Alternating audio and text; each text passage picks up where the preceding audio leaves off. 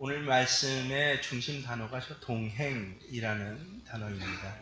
여러분, 동행이라고 하는 낱말을 떠올릴 때 어떤 이미지가 지나가십니까? 저는 저 동행이라는 단어를 이렇게 이야기할 때마다 머릿속에 한 10여 년 안 됐죠. 머릿속에 선명한 하나의 이미지가 남게 되었습니다. 여러분도 다 보셨을 거예요. 원앙소리라는 그런 아마 독립영화에서로 제작된 그 영화의 포스터가 머릿속에 떠오릅니다. 이 팔순 노인분과 세상에 늙은 소예요. 40살이나 된 늙은 소의 이 감동적인 동행에 관한 그런 영화입니다. 소가 40살이나 됐으니 언제 죽을지 모르는 정말 너무도 늙은 소입니다. 이 도축을 당장 해도 늙어서 상품 가치가 없는 소인데, 근데 마침내 이 노인이 소를 우시장에 끌고 가면서 이 우시장에는 소를 팔러 가는데 내심 이 소가 팔리기를 원하지 않습니다. 그래서 일부러 이 싼 값을 제시하는 사람들에게 난 그 값에 못 팔겠다라고 거부하고 오히려 안심하면서 그 소를 다시 데리고 집으로 돌아옵니다. 마침내 이 늙은 소가 이 주인인 노인을 보고도 일어서지 못하는 지경에 이르자 이 노인이, 그 장면이 참 인상적입니다. 수십 년 동안 이 소 목에 매달아 놨던 이 족쇄와 같은 원앙줄을 끊어줍니다. 그렇게 일생을 자신의 분신처럼 살아온 늙은 소에게 이 노인이 마지막 인사를 나누는데, 참 아주 간단한 단어인데 마음속에 깊이 남아 있습니다. 뭐라고 그랬는지 기억나십니까?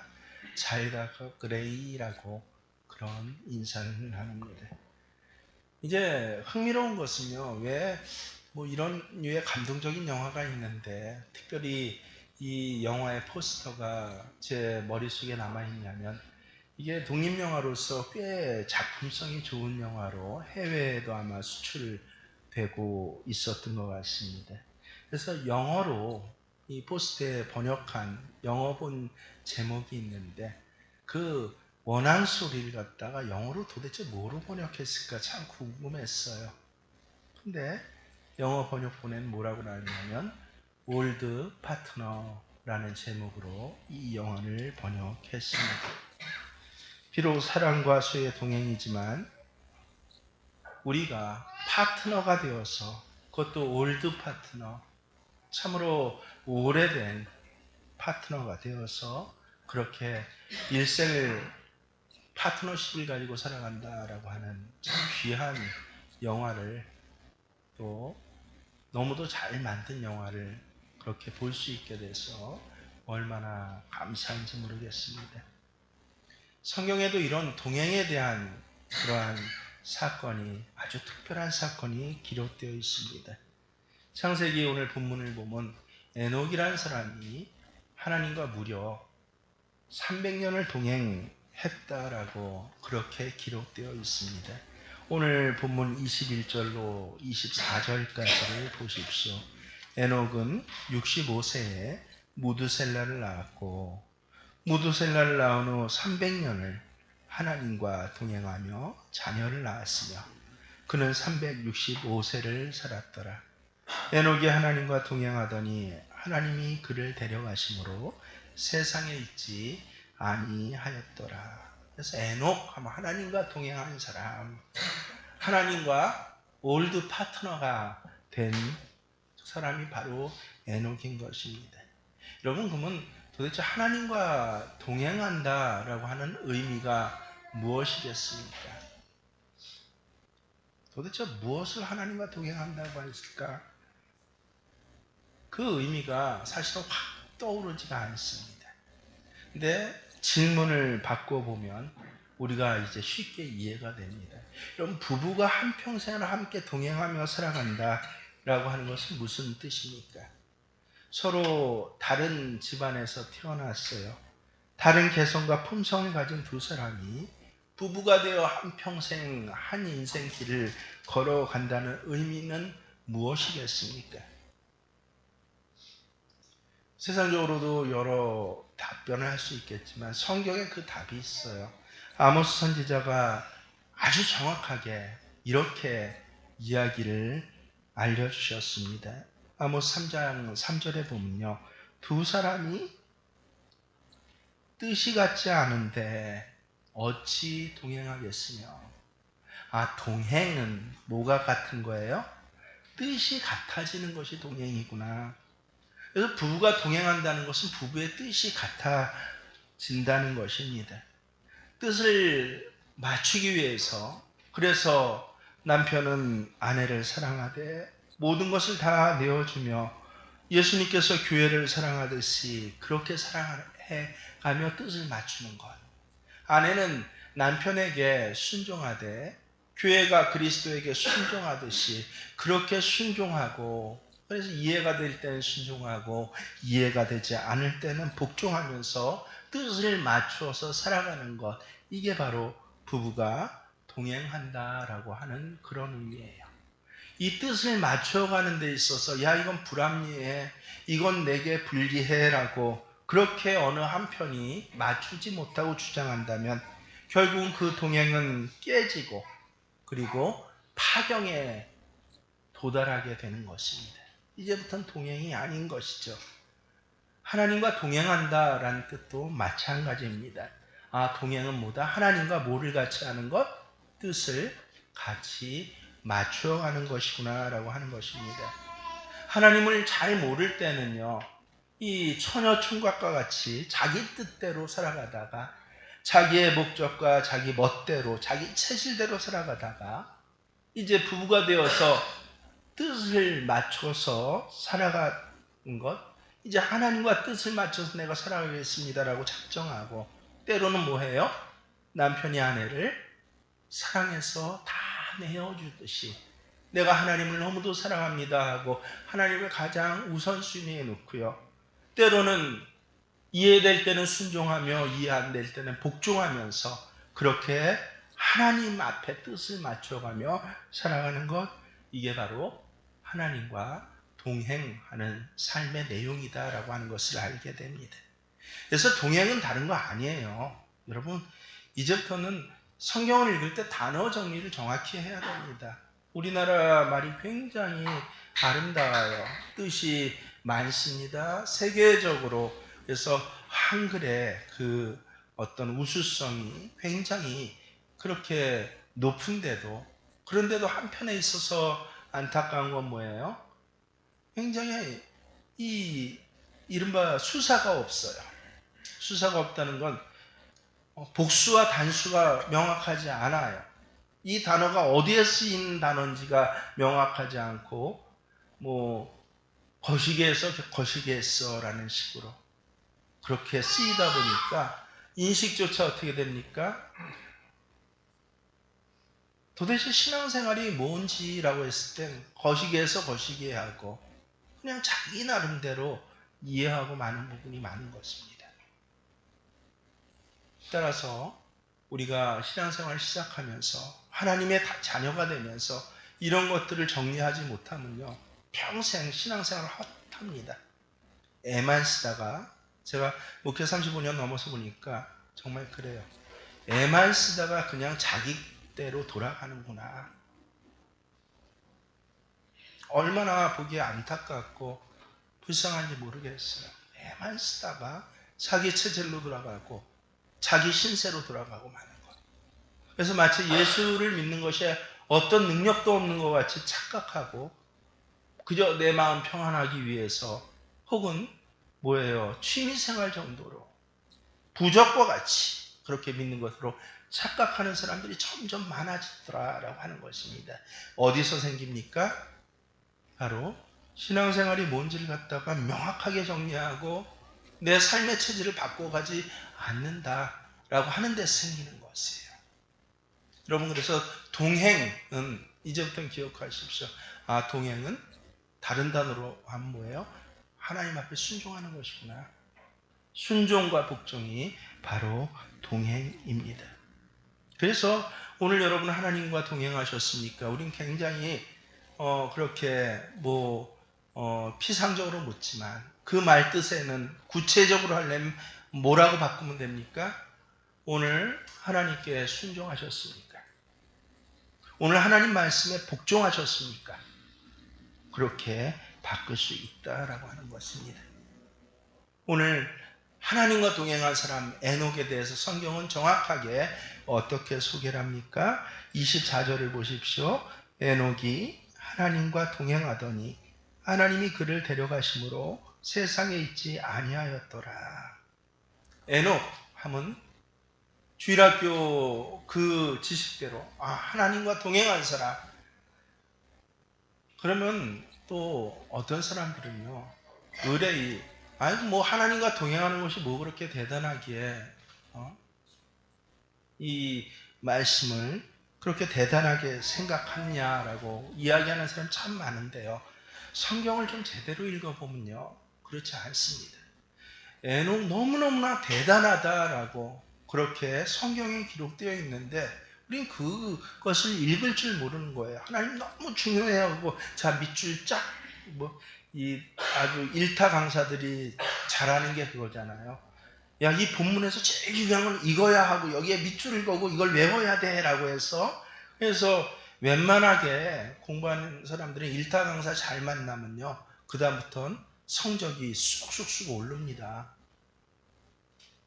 마찬가지로 창세기 5장에는 사람 이름이 굉장히 많이 나와요. 그런데 이렇게 많은 사람 이름, 아담부터 어디까지 나와요? 노아까지 이르는 사람이 어마어마하게 많이 나오는데 이 많은 사람들 중에 가장 중요한 게 누구라고 하신 줄 아세요? 그거를 읽을 수 있어야 돼요. 에녹이라고 하십니다. 그래서 창세기 5장 전체, 5장에 나오는 이름 전체가 에녹에게 초점 맞춰져서 성경이 기록됐구나라는 것을 보는 눈이 열려야 하는 것입니다. 창세기 5장 1절부터 계속 보면 패턴이 있어요. 성경은 패턴이 있는데 예를 들어서 4절, 5절을 보십시오.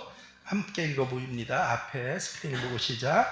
아담은 셋을 낳은 후 800년을 지내며 자녀를 낳았으며 그는 930세를 살고 죽었더라. 그래서 첫 번째 패턴이 뭐예요? 제가 여러분 잘 파악하도록 빨간 글씨로 바꿔놨습니다. 사람을 소개하면서 항상 뭐라고요? 살고 죽었더라, 살고 죽었더라라고 합니다. 8절도 보십시오. 시작. 그는 912세를 살고 죽었더라.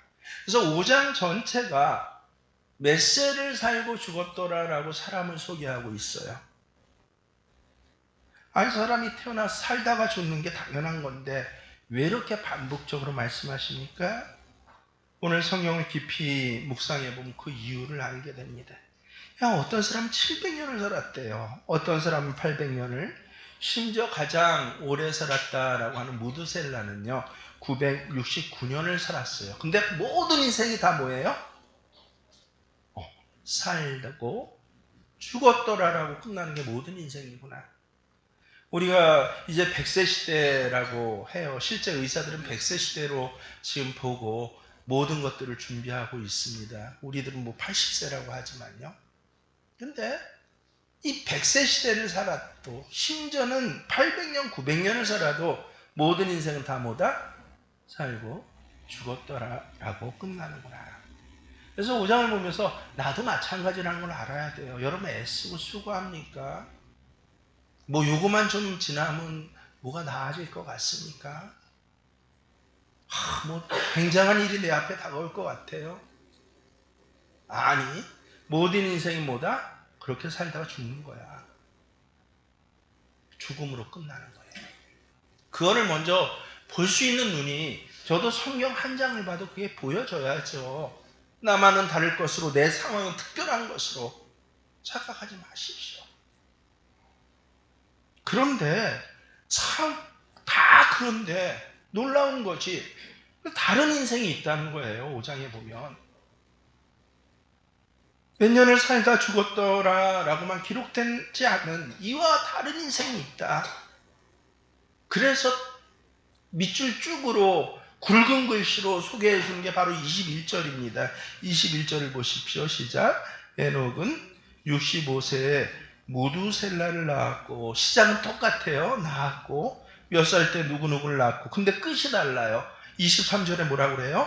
시작. 그는 365세를 살았더라. 뭐라고 끝납니까? 시작.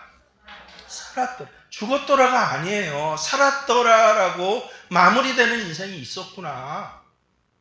바로 이것이 하나님과 동행하는 사람의 특별한 삶입니다. 그냥 죽는 것으로 마치는 것이 아니라 마지막을 오히려 살았더라라고 사는 것으로, 생명으로 장식하는 인생이 있다라는 거예요. 이해가 되십니까? 그래서 5장 전체에 너무도 유명한 이름 많이 있지만, 근데 다 어디에 초점 맞춰지고 있는 걸 알 수 있어요, 지금? 에녹에 초점 맞춰지구나. 그 뒤로도 마지막만 다른 게 아니라 중간 과정도 달라요. 다른 인물들 소개할 때 보세요. 에녹의 아버지 야렛에 대한 말씀이 18절, 19절에 나옵니다. 한번 같이 읽어보겠습니다. 시작. 야렛은 162세에 에녹을 낳았고, 에녹을 낳은 후 800년을 지내며 자녀들을 낳았으며. 왜 제가 지내며 저 글씨에 빨간 걸로 해놨을까요? 일반적인 사람의 인생은 다 그렇게 그 중간이 지내며로 기록되어 있다라고 눈치 빠른 분은 이제 아실 거예요. 162세를 에녹을 낳았고, 그 다음에 에녹을 낳은 후에 어떻게 살았다고 해요? 800년을 그게 바로 야렛의 인생의 아주 정확한 성경의 평가예요. 800년을 살았든 900년을 살았든 하나님 보시기엔 뭐 한 거예요? 지낸 거예요. 800년 동안 얼마나 대단한 일이 많았겠습니까? 근데 하나님 보시기에는 지낸 거예요. 얼마나 바쁘고 얼마나 힘들고 때로는 얼마나 중요한 일들을 많이 했을까요? 자기 나름대로는. 실제로 5장 이 전체를 보세요. 대단한 일들이 많이 일어나요, 거기. 그런데도 하나님 보시기엔 다 뭐예요? 모든 인생이 지내며 16절에 마할렐렐도 보세요. 뭐라고 합니까? 야렛을 낳은 후 830년을 지내며 자녀들을 낳았으며. 다 지내며예요. 영어로 하면 더 명확해요. 우리나라 말이 좀 모호한 데가 있어서 라이브드로 되어 있습니다. 라이브드의 정확한 뜻이 뭔지 영어 좀 하시는 분들 아시죠? 이 워드 좀 공부하신 분들은, 이 대학생분들 알죠? 라이브드가 뭡니까? 라이브의 과거형으로 ed 계속형을 붙이면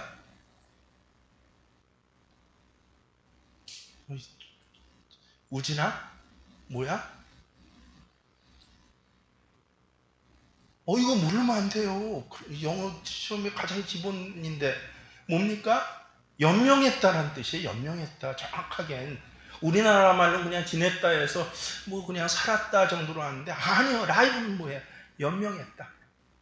그러니까 모든 인생은 다 몇백 년을 살든지 어떤 대단한 일을 하든지 간에 하나님 보시기에 뭐 하는 인생이에요? 연명하는 인생. 그런데 에녹만은 어땠다고요? 라이브드가 아니라 시작. 유독 에녹은 뭐라고 합니까? 함께 하나님과 동행하며 살았더라. 5장에 어마어마한 인물들이 많이 나오는데, 정말 이걸 알고 성경을 다시 읽어보니까 누구 이름이 제일 크게 보여요? 에녹이구나. 5장 전체는 사실 에녹을 위해서, 에녹을 소개해주기 위해서 쓰여진 장이 창세기 5장입니다. 근데 에녹에 대해서 우린 잘 몰라요. 알려진 것이 전혀 없어요. 기껏 해봐야 그것도 복음성가로 알죠. 에녹은 하나님과 동행하다가 그렇게 죽지 않고 하늘로 들려 올라간 사람 에녹하고 엘리야, 그것만 딱 알고 있습니다. 에녹, 우리가 성경을 조금만 더 자세히 보면요, 아담의 7대손이에요. 그리고 특별히 우리가 잘 아는 인물이 나와요. 노아의 친할아버지예요. 에녹이 한 일은 성경에 기록된 게 없어요. 이 땅에서 큰 기적을 일으키며 살았던 사람도, 큰 사업가도, 위대한 정치가도 아니에요. 그저 300년간 하나님과 동행했다. 이것이 그의 이력의 전부입니다. 이 한마디를 하기 위해서 하나님과 동행했다라는 이것이 너무도 중요해라고 하는 것을 위해서 5장 전체를 할애하고 있는 것입니다. 아담부터 노아까지의 족보를 기록하고 있습니다. 도대체 동행이라는 뜻이 무엇입니까? 우리가 다행히 히브리서에서 이게 무슨 뜻인지를 다시 알려주세요. 히브리서 11장 5절에 뭐라고 합니까? 믿음으로 에녹은 죽음을 보지 않고 옮겨졌으니 하나님이 그를 옮기심으로 다시 보이지 아니하였느니라. 그는 옮겨지기 전에 하나님을 기쁘시게 하라 하는 자라 하는 증거를 받았느니라. 동행이 무엇인지 히브리서 신약성서에 와서 성령께서 우리에게 다시 알려주세요. 구약 용어는 모르니까. 뭐라고 합니까? 동행은 하나님을 기쁘시게 하는 것이야. 여러분, 원래 하나님께서는요, 에덴 동산을 왜 만드셨어요? 사람을 왜 만드셨어요? 하나님을 기쁘시게 하기 위해서 우리 사람을 창조했습니다. 하지만 죄를 짓고 그곳에서 쫓겨난 사람은요, 하나님과 동행할 수가 없었어요. 그래서 창세기 6장 3절에 보면 하나님께서 아예 선언을 하세요. 뭐라고 하십니까? 여호와께서 이르시되 나의 영이 영원히 사람과 함께하지 아니하리니 이는 그들이 육신이 됨이라. 하나님과 동행하고 교제하려고 하나님의 형상으로 우리를 만들었는데 죄로 파괴됐어요. 하나님 너무 가슴이 아파서 이젠 다시는 내가 영으로는 사람들과 함께하지 않겠어. 왜? 그들이 뭐가 됐다고요? 영의 사람인데, 하나님과 동행해야 할 사람인데 뭐가 됐다? 육신이 됩니다. 영이 없는 육신이 된 사람들과 하나님 함께 있을 수가 없어요. 함께 있을 수가 없을 뿐더러 함께 동행하실 수도 없습니다. 바로 이런 시대였어요. 에녹의 시대는요. 이런 시대에 근데 에녹만은 하나님과 동행했대. 다 지내며 살다 죽는 삶을 다 살아가는데 지 잘날 멋에 그렇게 난 이것 했어 저것 했어 하고 그렇게 살아가는데 에녹은 다른 말 없이 하나님과 동행했대라고. 에녹은 성경에 기록된 여러 사람들이 자랑하잖아요. 나는 훌륭한 건축가야. 난 대단한 음악가야. 나는 얼마나 사냥을 잘하는 사람인지 몰라. 나는 큰 성을 쌓았어 라고 이 사람들 옆에는 한 일들이 기록됐거든요. 자기 스스로 이야기한. 에녹은 전혀 이런 것 기록된 것이 없는 사람입니다. 하지만 그 시대 가장 위대한 삶을 살았습니다. 뭐예요? 하나님과 동행하는 삶을 살았다. 미가서에 이런 고백이 있어요. 6장 8절에 보면 함께 읽습니다.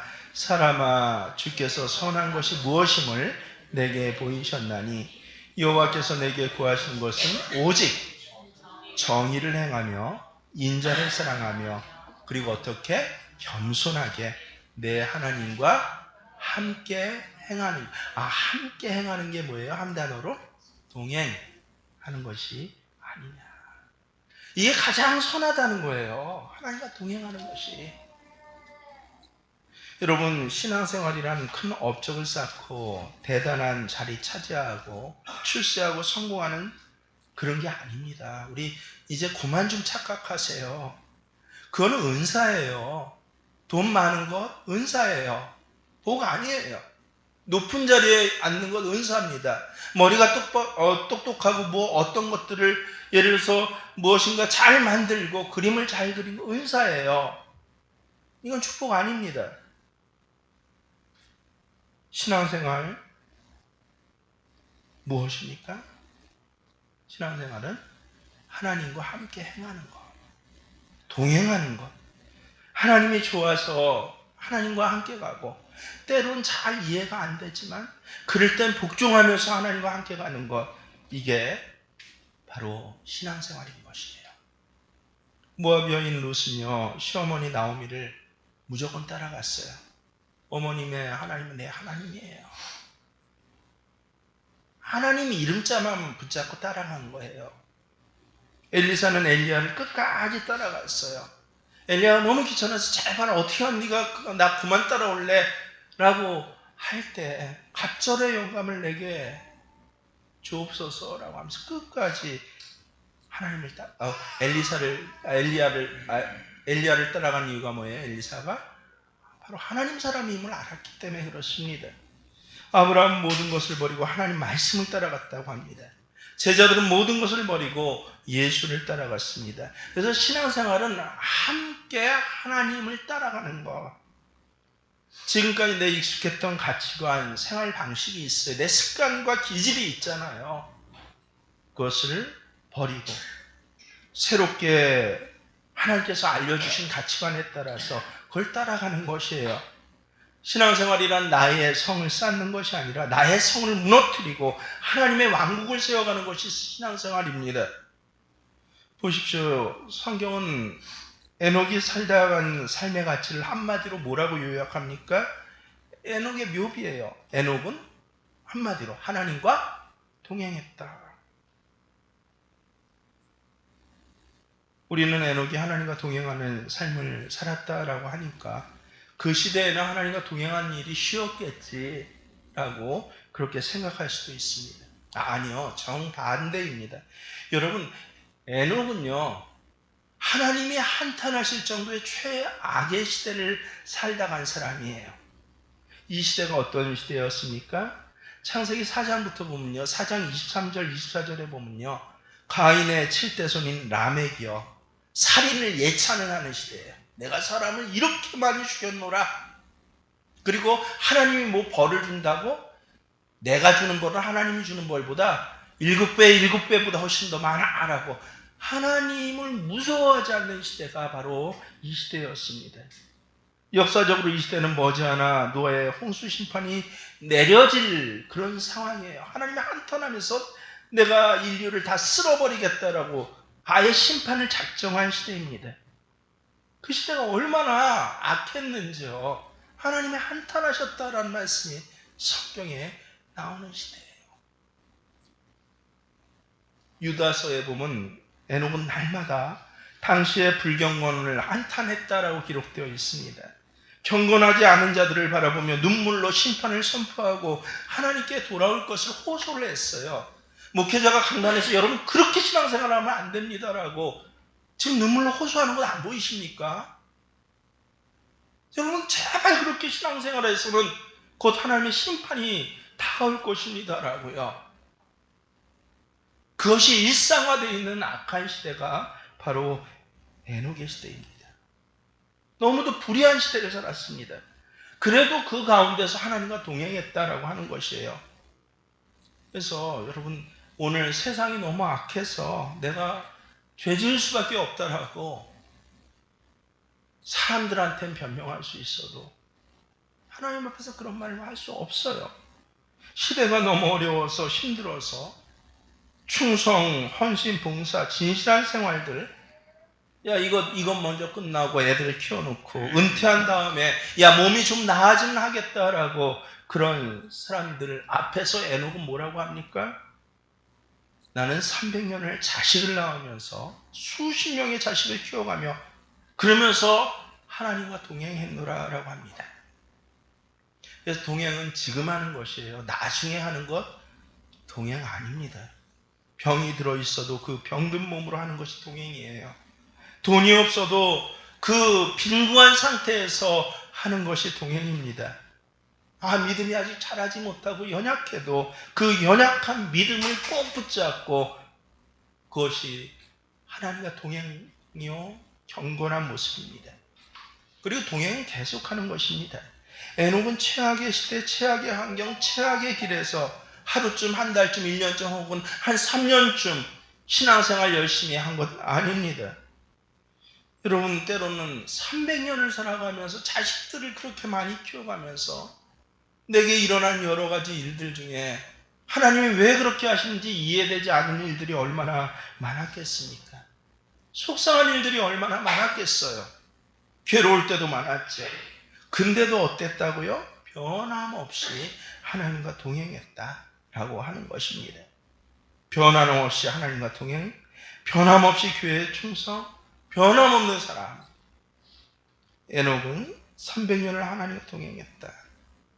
교회를 섬기다 지칠 때마다, 탈진이 올 때마다, 갈등이 있을 때마다 여러분 기억하십시오.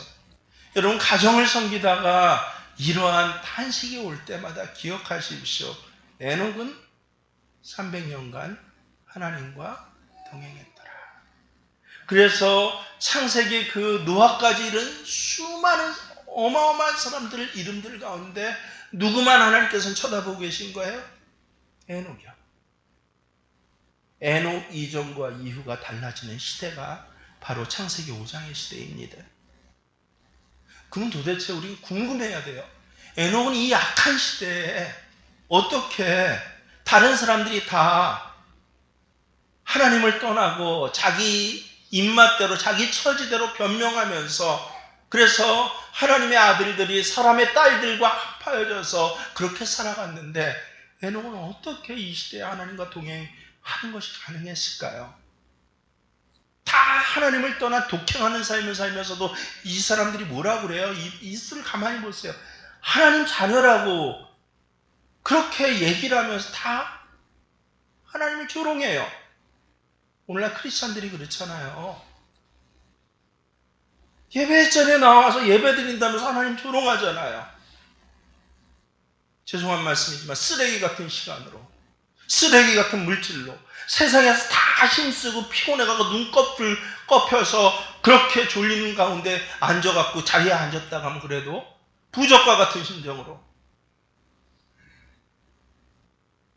예배 드리면서도 하나님을 조롱하는데 근데 어떻게 에녹은 이 시대에 하나님을 동행, 하나님을 기쁘시게 하고 저에게 순종하며 저를 찬양하며 살아갈 수 있을까?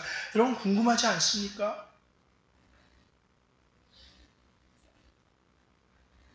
성경이 알려주세요. 성경은 언제나 계시의 영입니다. 이렇게 궁금하고 이렇게 신앙을 원하는 자들에게는 항상 성경은 열려 있어요. 하나님 계시해 주는데 오늘 단 한 단어가 22절에 나오는데 뭐라고 합니까? 22절 자세히 읽어보세요.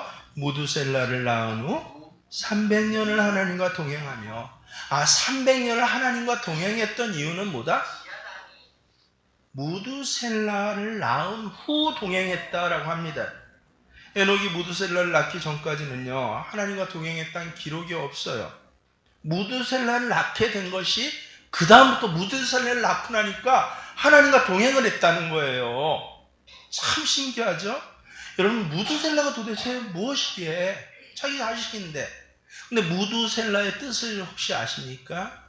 그래서 성경을 원어 공부하지 않으면 이건 절대 모르는 또 뜻이라 안타까움이 있죠. 그래서 목회자가 필요한 것입니다. 무두라는 것은 사람이란 뜻이에요. 히브리어로. 쉘라는 샤라그에서 나왔는데 샤라그가 뭡니까? 창이에요. 창. 그 올림픽 할 때 던지는 창 있지 않습니까? 그래서 무두 샤라 뜻이 합쳐보면 창을 던지는 사람이란 뜻이에요. 무두셀라가 그런 뜻이에요. 왜 아들을 낳고 이름을 창 던지는 사람이라고 지었을까요? 그러고 나서 연구를 해봤더니요.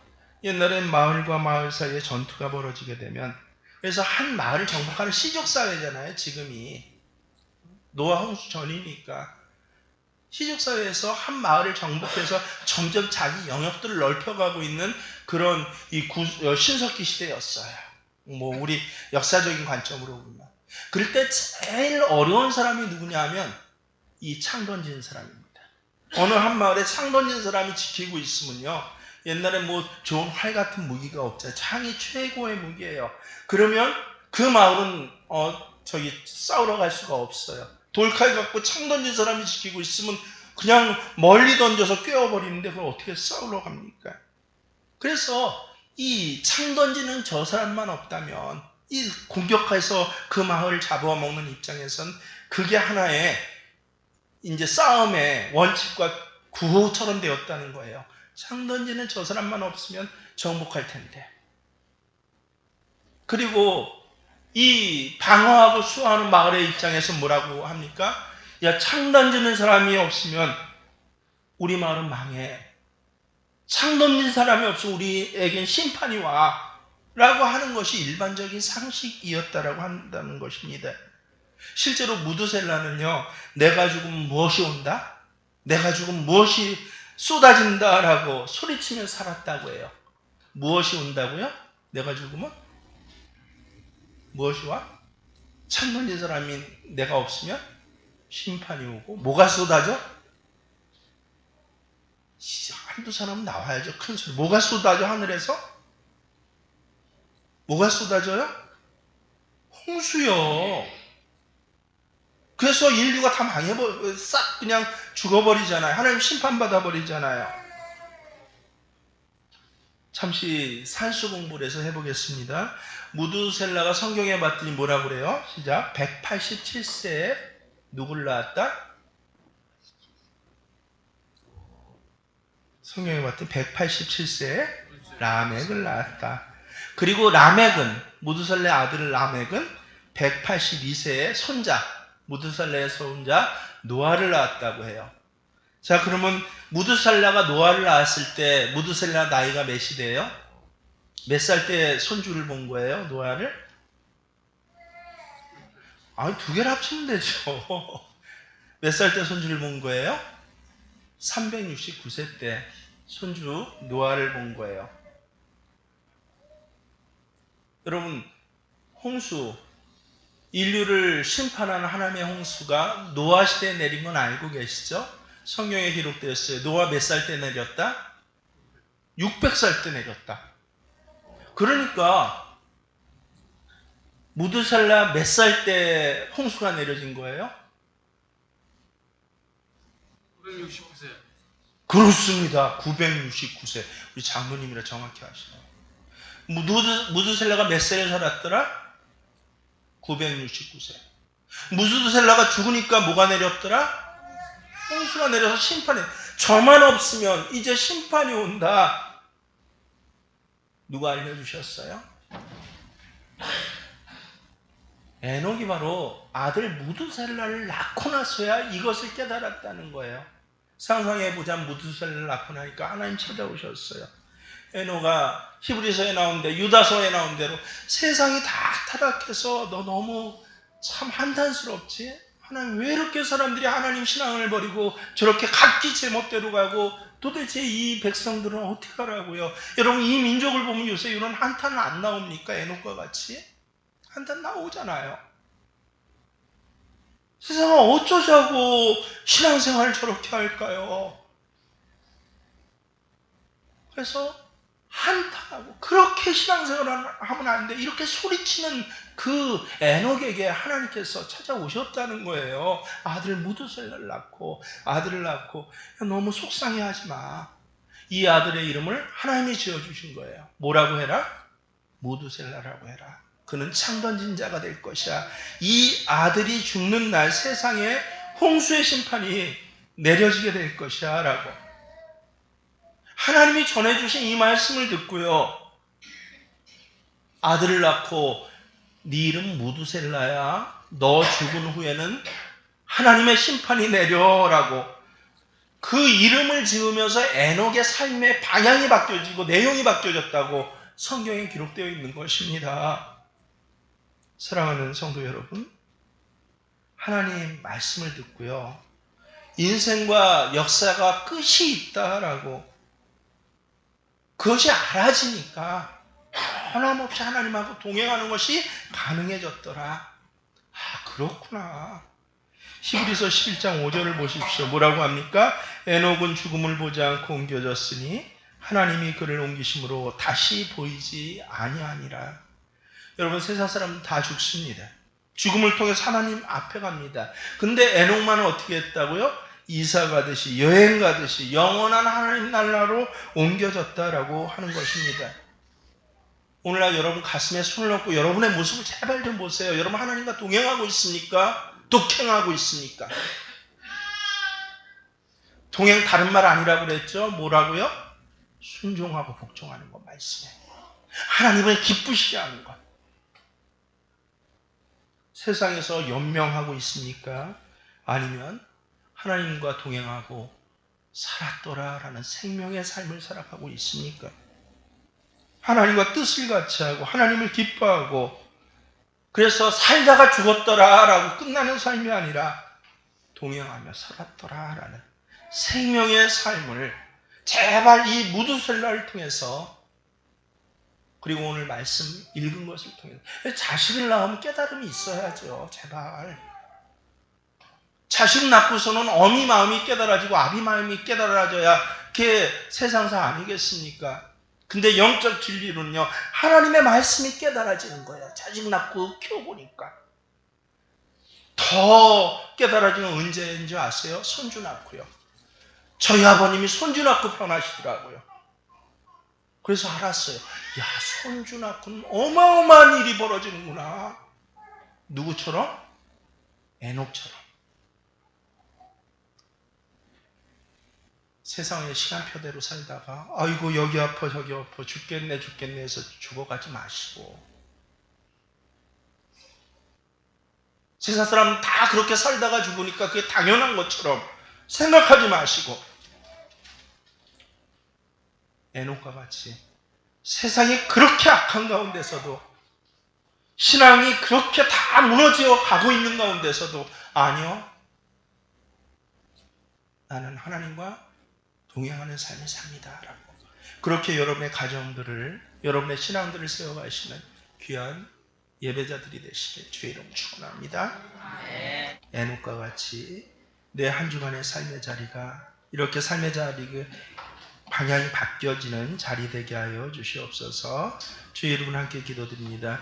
주여 주여 주여. 할렐루야. 하나님을 찬양합니다. 아버지 감사드립니다. 하나님 뜻을 같이 하게 하시고 하나님을 기뻐하게 하시고, 이제 살다가 그냥 죽어가는 삶이 아니라 살았더라라고 하는 생명의 삶, 부활의 삶을, 성령의 충만함의 삶을 살아가는 내가 될 수 있도록 주님 도우시며 하나님이여 인도해 주시옵소서.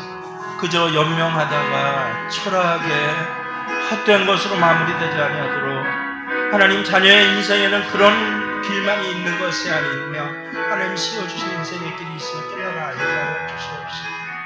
에녹과 같이 죽음을 보지 아니하고 하나님 앞에 옮겨지듯이 그렇게 살아가는 삶을 살아가는 저희가 될 수 있도록 주시옵소서. 이제는 우리 주 예수 그리스도의 은혜와 하나님 우리 아버지의 지극하신 사랑하심이 성령님께서는 이렇게 하나님과 뜻을 맞추며 하나님을 기뻐하며 하나님 앞에 순종하며 하나님과 동행하는 삶을 살고자 하는 그 모든 신앙의 자리와 그 귀한 신앙의 인격 위에 힘을 주시고 은혜 주시고 충만케 하신 역사하심이 이제 모든 예배자의 동행하는 삶 위에 함께 하시기를 간절히 축원하옵나이다.